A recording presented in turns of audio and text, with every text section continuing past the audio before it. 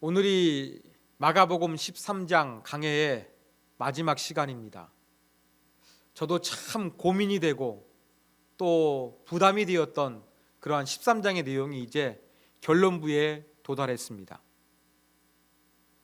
제자들은 예루살렘 성전이 언제 멸망하는지, 그때의 전조현상은 무엇인지, 또 마지막 때는 언제인지, 그때의 전조현상은 무엇인지 이것을 질문했습니다.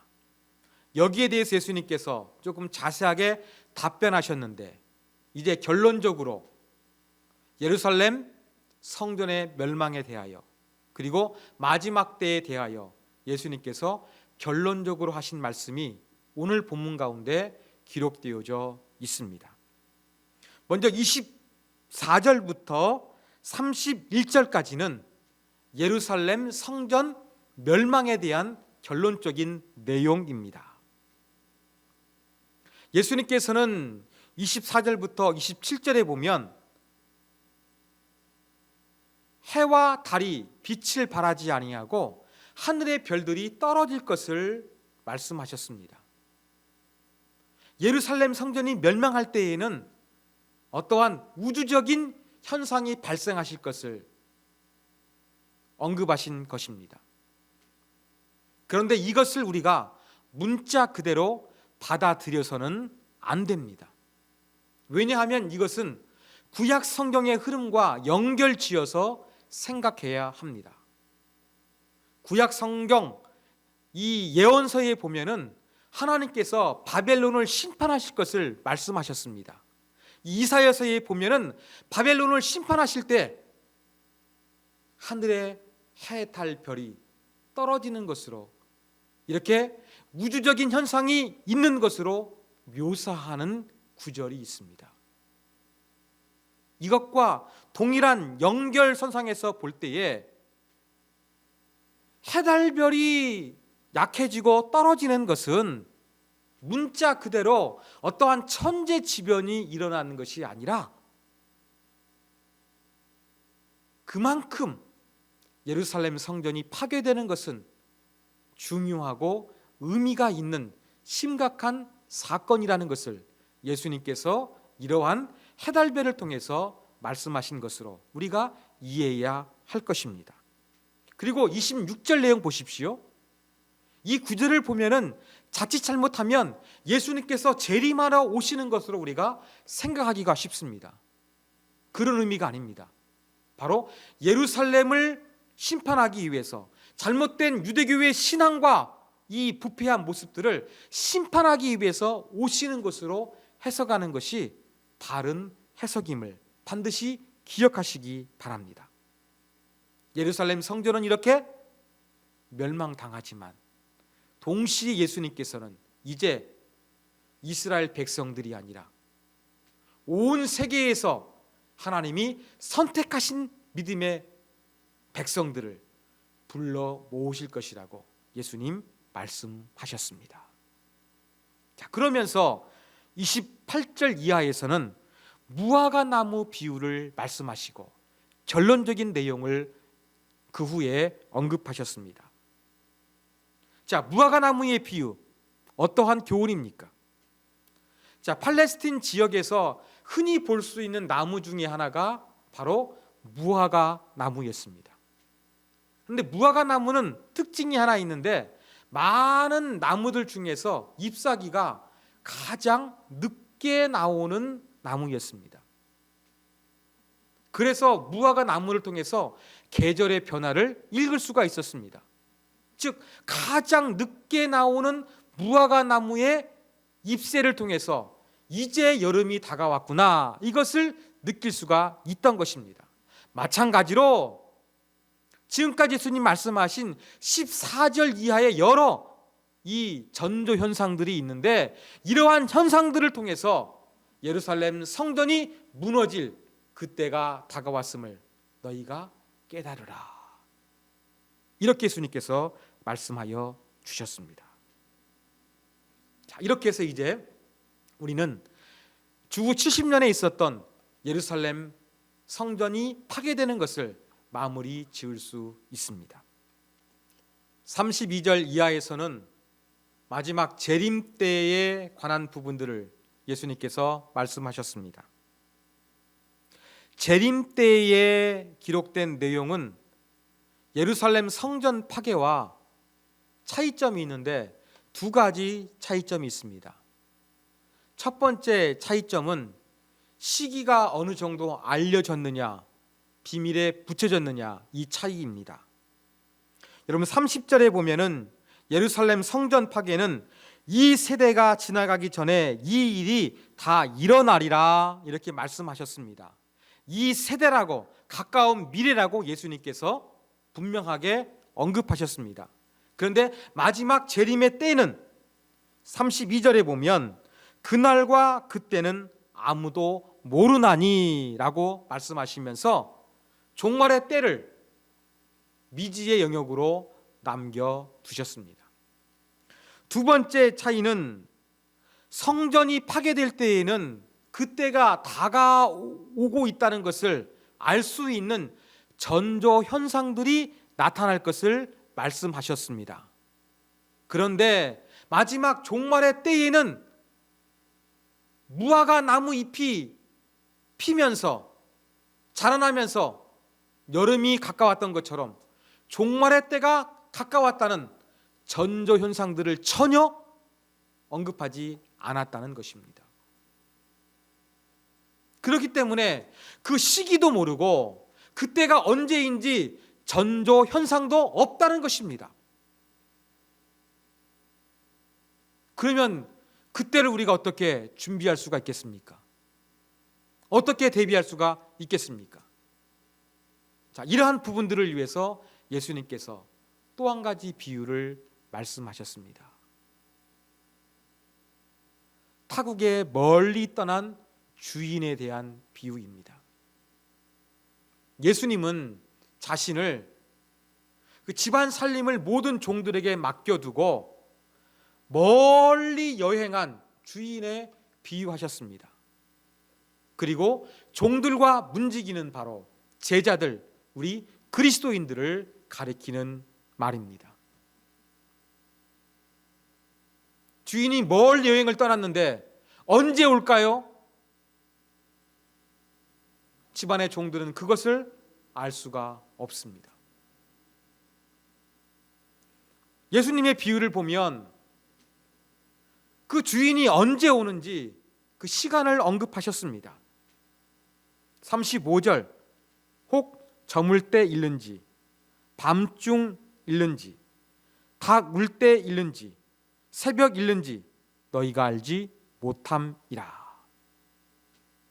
여기에는 네 가지 시간이 등장합니다. 저물 때, 밤중, 닭 울 때, 새벽. 이것은 노마의 시간법을 따라서 밤에 해당하는 네 가지 시간을 가리키는 표현입니다. 고대 세계에서 사람들은 언제 여행했을까요? 지금처럼 전기도 없었기 때문에 낮에 여행하는 것이 일반적인 관행이었습니다. 그런데 예수님께서 말씀하신 이 비유 속에서는 주인이 돌아오는 시간을 깜깜한 밤중에 어느 때일지 모를 것이라고 말씀하고 계십니다. 이것을 통해서 예수님께서 강조하시는 것은 무엇이냐? 바로 예수님께서 오실 재림의 그 마지막 때는 언제인지 전혀 모르는데 깜깜한 밤중 24시간 중에서 언제일지 전혀 예측할 수 없다는 것을 강조하여 말씀하신 것입니다. 그런데 사람들은 그때가 언제인지 여기에 대해서 호기심을 갖고 궁금해합니다. 그래서 그때를 풀기 위해서 노력합니다. 그래서 지난 시간에 말씀드렸던 다미 선교회 같은 이단이 발생하게 되고 1999년 12월 31일에 세계의 종말이 올 것이라고 노스트라다무스는 예언을 했고, 고대 미아의 기록에 보면 2012년 12월 21일에 지구의 멸망이 올 것이라고 그렇게 이야기를 했습니다. 이러한 모든 것들은 전부 다 잘못된 것으로 판명이 나고 말았습니다. 바른 신앙은 종말의 때가 언제인지, 예수님이 언제 재림하시는지 그 시간을 알기 위해서 연구하고 노력하는 신앙이 아니라 그때를 준비하는 것이 바른 신앙입니다. 그때를 준비하기 위해서 예수님 결론적으로 이렇게 말씀하셨습니다. 깨어 있으라, 깨어 있으라, 이렇게 말씀하셨습니다. 그러면 우리가 깨어 있다는 거, 다시 주님께서 언제 오실지 모르기 때문에 깨어 있어야 되는데, 깨어 있다는 것은 어떠한 자세, 어떠한 모습을 의미하는 것일지 우리가 생각해 볼 필요가 있습니다. 여러분이 주님이 다시 오실 그때를 준비하면서 깨어 있는 모습, 어떠한 모습이 상상이 되십니까? 간절히 손 모으고 기도하는 모습? 손을 들고 찬양하는 모습? 설교에 귀를 기울이는 모습? 전도하고 봉사하는 모습? 이런 모습들이 여러분 분명히 깨어있는 모습으로 상상이 되실 것입니다. 그렇습니다. 여러분이 상상하신 그 모습, 바로 깨어있는 모습입니다. 그러나 그것이 깨어있는 전부가 아니라는 것을 우리가 기억해야 되겠습니다. 이 시간에는 예수님께서 깨어있으라 이렇게 말씀하셨는데, 그 깨어있는 의미가 구체적으로 어떠한 의미를 가지고 있는지 보다 자세하게 살펴보도록 하겠습니다. 첫 번째, 깨어있는 것은 현실에 대응할 수 있는 힘을 키우는 것입니다. 여러분, 깨어있다는 이 그리스 원어에 해당하는 단어는 그레고리 이테입니다. 여러분, 그레고리라는 영어 이름 들어보셨죠? 바로 이 단어에서 파생이 되었습니다.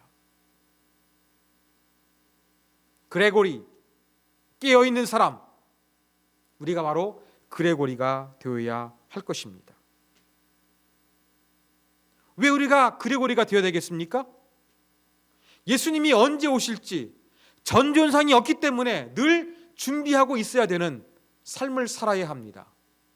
그와 동시에 우리의 신앙을 유혹하는 잘못된 이단들, 적그리스도가 출현하게 될 것입니다. 그것이 뿐만 아닙니다. 내가 하나님 말씀대로 신앙을 지키며 살려고 하는데 이것을 방해하는 많은 유혹들이 점점점 강해지게 될 것입니다. 믿는 자를 핍박하게 될 것입니다. 믿음 때문에 불이익을 당하는 상황이 많이 발생하게 될 것입니다. 바로 이러한 현실들에 잘 대응하기 위해서 우리가 그레고리, 깨어있는 사람이 되어야 할 것입니다. 사랑하는 여러분, 여러분의 지금 신앙을 방해하는 것은 무엇입니까? 여러분의 영적 성장을 가로막고 있는 그러한 방해 요소는 여러분 무엇입니까?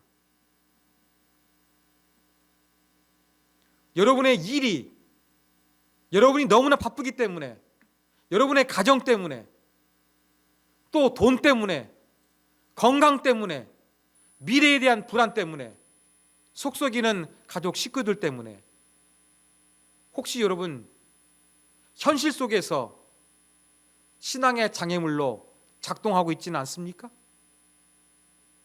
바로 이러한 것을 잘 대응할 수 있는 힘, 영적인 능력을 키우는 것, 이것이 바로 깨어있는 것임을 우리는 기억해야 되겠습니다. 두 번째, 깨어있는 것은 영적인 습관을 제2의 천성으로 만드는 것입니다. 제가 사전을 찾아보니까 천성은 본성이란 말과 비슷하더라고요. 본래 타고난 성격이나 성품을 의미하는 말이 천성입니다. 여러분, 영적인 습관, 신앙생활에 집중하는 이러한 모든 것들이 제2의 천성처럼 여러분 안에서 자연스러워지고 또 여러분의 전부가 되어가는 것, 이것이 바로 깨어 있는 것입니다. 영적인 습관은 법을 지키는 것과 다릅니다. 여러분, 법을 지키기 위해서는 법 지식을 알고 있으면 되는 거예요. 해야 할 거, 하지 말아야 될 거, 이것을 잘 구분하면 이 지식을 가지고 법을 지킬 수가 있습니다.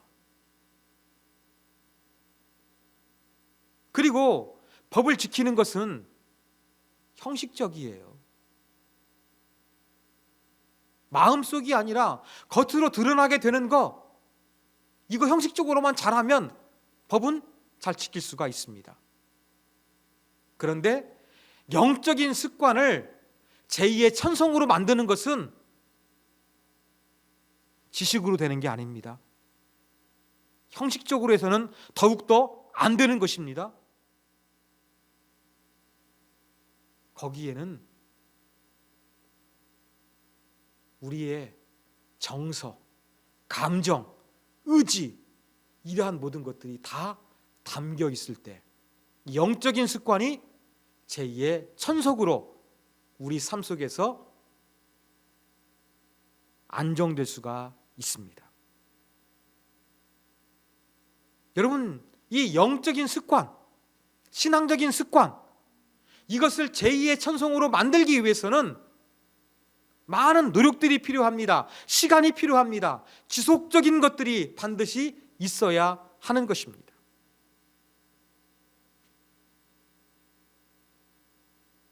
깨어있다는 것, 내가 은혜 받았으니까, 내가 기도 응답 받았으니까 어느 한 특정한 순간에 열심을 내는 것, 이게 깨어있는 게 아닙니다.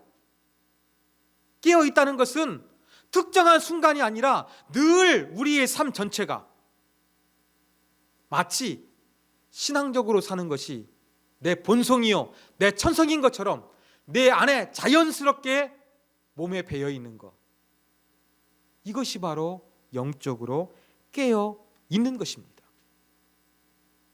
사랑하는 여러분, 영적인 습관을 여러분의 천성으로 만드시길 바랍니다. 여러분 피곤하시죠? 여러분 힘드시지요? 여러분 바쁘시지요? 그래도 여러분이 매일매일 하나님 앞에서 무릎 꿇고 기도하시기 바랍니다. 무더위에 집중이 되지 않다 할지라도 핸드폰 좀 내려놓으시고 하나님 말씀을 가까이 읽으십시오. 묵상하십시오. 세상에 많은 음악이 있는데 찬양을 들으십시오. 하루의 시작을 하나님께 기도하며 시작하시고 하루의 마무리를 하나님께 기도하며 감사함으로 마무리하십시오. 이러한 것들을 여러분의 삶 가운데서 잘 정착시키고 습관화시키는 것, 이것이 바로 영적인 습관을 제2의 천성으로 만들고 이를 통해서 예수님께서 말씀하신 깨어있는 신앙이 된다는 것을 반드시 기억하시기 바랍니다. 셋째, 깨어있는 것은 신앙생활이 생활신앙이 되는 것입니다. 우리 세움가족 여러분, 제 설교를 지금 듣고 계시는데 교회가 시작되었을 때부터 제 설교를 들으셨던 분도 계십니다. 여러분은 어떻게 느껴지십니까? 정성수 목사가 설교하는 것이 그래도 좀 다른 설교, 좀 다양한 설교를 하기 위해서 노력하는 것처럼 보입니까? 아니면 똑같은 설교를 반복하는 것처럼 느껴지십니까? 저는 제 나름대로 똑같은 설교를 하지 않기 위해서, 발전하기 위해서 노력은 하고 있습니다. 그럼에도 불구하고 어쩔 수 없이 저도 반복해서 강조하는 설교와 문구가 있습니다. 그 중에 하나가 신앙생활은 생활신앙이라는 표현입니다. 여러분, 신앙생활은 생활신앙이라는 것은 제가 말장난하기 위해서 여러분에게 말씀드리는 것이 아닙니다. 신앙생활 무엇입니까? 기도하고 예배하고 말씀 읽고 찬양하는 것, 여기에 해당하는 것이지요. 이것이 종교 행사로 그치지 아니하고 여러분의 일상 속에서 신앙의 흔적들이 표출되는 거예요. 표현되는 거예요. 이게 바로 무엇이냐? 제가 말씀드리고 싶은 생활 신앙이 되는 것입니다. 이렇게 신앙 생활은 종교 행위와 종교 행사에 참석하는 것으로 그치지 아니하고 내 일상 속에서 자연스럽게 묻어져 나오는 것, 이것이 바로 생활 신앙이라는 것입니다. 이러한 생활 신앙은 오늘 예수님께서 말씀하신 깨어 있는 것과 일맥상통합니다. 신앙생활이 생활신앙이 되고 이 생활신앙을 통해서 신앙이 표출될 때 저 사람은 진짜 깨어있는 신앙이구나, 종말을 준비하고 있는 참된 신앙의 모습으로 일상을 살아가고 있구나, 이렇게 우리가 인정하게 되는 것입니다. 사랑하는 여러분, 제가 여러분들께 질문하고 싶은 게 하나 있습니다. 지난 한 주간 동안 여러분의 신앙은 생활 속에서 어떻게 표현되고 표출되었습니까? 여러분이 하고 계시는 일 가운데, 여러분이 꿈꾸고 기대하고 목표하고 있는 비전 가운데, 여러분의 가정 가운데, 여러분의 사업장 가운데, 직장 가운데, 이웃과의 관계 가운데 여러분의 신앙은 어떻게 그 흔적을 드러내었습니까?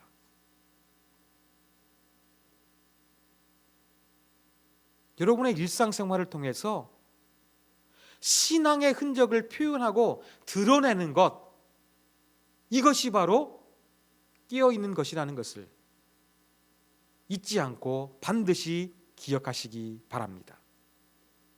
마지막 넷째, 깨어있는 것은 일상에서 하나님을 느끼는 것입니다.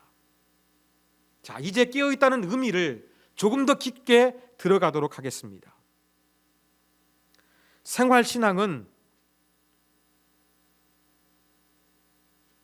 일상 속에서 우리가 하나님에 대한 신앙을 표현하는 것입니다. 일상 속에서 우리가 하나님을 향해서 신앙을 표현하는 것, 이게 전부가 아닙니다. 또 무엇이 있어야 되느냐? 일상 속에서 내 평범한 삶 가운데 하나님이 임재하시고 하나님이 나와 함께하고 하나님께서 내 삶을 이끌고 계심을 느끼는 것, 이것도 깨어있는 참된 신앙의 중요한 부분입니다. 제가 여러분에게 예화를 한 가지 말씀드리겠습니다. 이 예화는 미국 목회자들 사이에서 아주 오래된 조크입니다. 한 마을에 비가 많이 내려서 홍수가 났습니다. 점점점 물이 많아지고 있습니다. 이렇게 홍수가 나는 가운데도 한 남성이 하나님에 대한 믿음이 독실해서 홍수로부터 물난리 가운데 자기를 보호해 주실 것이라고 확신하는 사람이 있었습니다.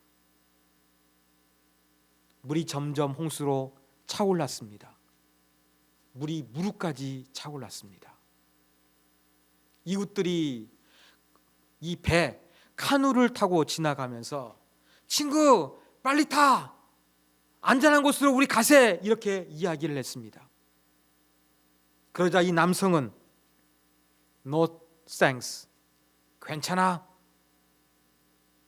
하나님께서 나를 구출해 주실 거야. 먼저 가. 이렇게 말했습니다. 친구들은 그 사람을 도저히 이해할 수 없다는 표정을 지으면서 떠나 버렸습니다. 비는 계속 내렸습니다. 이제는 창문 사이로 물이 집안에 스며들어오기 시작했습니다. 당황하면서도 여전히 하나님께서 자기를 구해 주실 것이라고 확신했습니다. 그때 모터보트가 그 남자의 집으로 왔습니다. 어서 타세요! 빨리 타세요! 이렇게 외쳤습니다. 그러자 그 남성은 이번에도 No thanks. 괜찮아요. 저는 하나님이 지켜주실 거예요. 이렇게 이야기를 했습니다.